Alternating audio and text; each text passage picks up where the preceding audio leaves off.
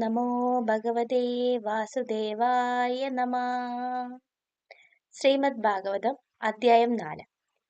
വ്യാസഭഗവാൻ ഭാഗവതം നിർമ്മിക്കാനുണ്ടായ കാര്യം. ശൗനകൻ ചോദിച്ചു, ഹേ മഹാഭാഗ, ശ്രീവ്യാസൻ ഭാഗവതത്തെ എപ്പോൾ, എന്തു കാരണത്താൽ നിർമ്മിച്ചു? ഭഗവാൻ ശ്രീശുകൻ അത് മുഴുവനും പഠിച്ചതും പരീക്ഷിത്തിനെ കേൾപ്പിച്ചതും ആശ്ചര്യമായി തന്നെ തോന്നുന്നു. ശ്രീശുകൻ മഹായോഗി, സർവദാ ബ്രഹ്മനിഷ്ഠൻ, സ്ത്രീ പുരുഷ ഭേദദൃഷ്ടി തീണ്ടാത്ത സമദർശി, അവധൂത വേഷത്തിൽ ആരാലും അറിയപ്പെടാതെ സഞ്ചരിക്കുന്നവൻ. പരീക്ഷിത്തിനു ആ മഹർഷിയുമായി എങ്ങനെ സമാഗമമുണ്ടായി? ഒരു ഗൃഹത്തെ പരിശുദ്ധമാക്കാൻ പ്രവേശിച്ചാലും അധിക സമയം തങ്ങാത്ത അദ്ദേഹം വിസ്തൃതമായ ഭാഗവതം മുഴുവൻ ഉപദേശിക്കാൻ വേണ്ട സമയം പരീക്ഷിത്തുമായി കഴിച്ചത് ആശ്ചര്യം തന്നെ.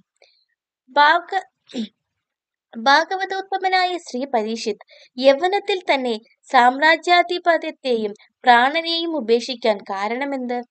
ഇതിനുത്തരമായി സൂതൻ പറഞ്ഞു, ശ്രീഹരി ദ്വാപരായുഗത്തിൽ വേദവ്യാസനായി അവതരിച്ചു.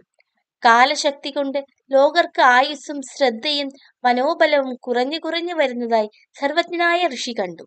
അപ്പോൾ ധർമ്മസ്ഥാപനാർത്ഥം വേദത്തെ 4 വിഭജിച്ച് ശിഷ്യന്മാർ മുഖേന പ്രചരിപ്പിച്ചു.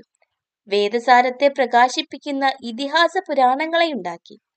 പാമരന്മാർക്കും സദാചാരബോധമുണ്ടാവാനായി മഹാഭാരതത്തെ നിർമ്മിച്ച് ലോകത്തിന് സംഭാവന ചെയ്തു.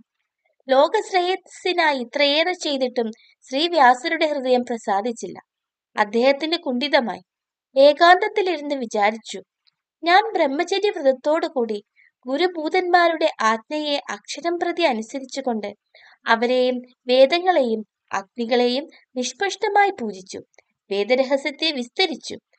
ലോകർക്കെല്ലാം ധർമ്മബോധമുറയ്ക്കുന്നതിനായി ഭാരതവും നിർമ്മിച്ചു.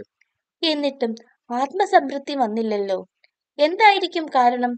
ഒരു കാര്യം ഞാൻ ചെയ്തില്ല, അതായത് ഭാഗവത ധർമ്മത്തെ നല്ലവണ്ണം പ്രകാശിപ്പിച്ചില്ല. പരമഹംസർക്കു ശ്രീ ഭഗവാനും ഏറ്റവും പ്രിയമായ ഭാഗവത ധർമ്മ പ്രചാരണത്തിൽ ഞാൻ ഉദാസീനനായതുകൊണ്ടാണോ എന്റെ ആത്മാവ് പ്രസാദിക്കാത്തത്? ഇപ്രകാരം നിസ്വാർത്ഥ ചിന്തനം ചെയ്ത് ഇനി എന്താണ് ചെയ്യേണ്ടതെന്ന് അറിയാതെ വിഷാദിച്ചിരിക്കുമ്പോൾ ഭാഗവതാഗ്രഗണ്യനായ ശ്രീ നാരദ ഭഗവാൻ പ്രേമോന്മത്തനായി തിരുനാമ സങ്കീർത്തനം ചെയ്തുകൊണ്ട് അവിടെ എഴുന്നള്ളി. വ്യാസമുനി ദേവവന്ദ്യനായ ശ്രീനാരദരെ യഥാവിധി പൂജിച്ചിരുത്തി.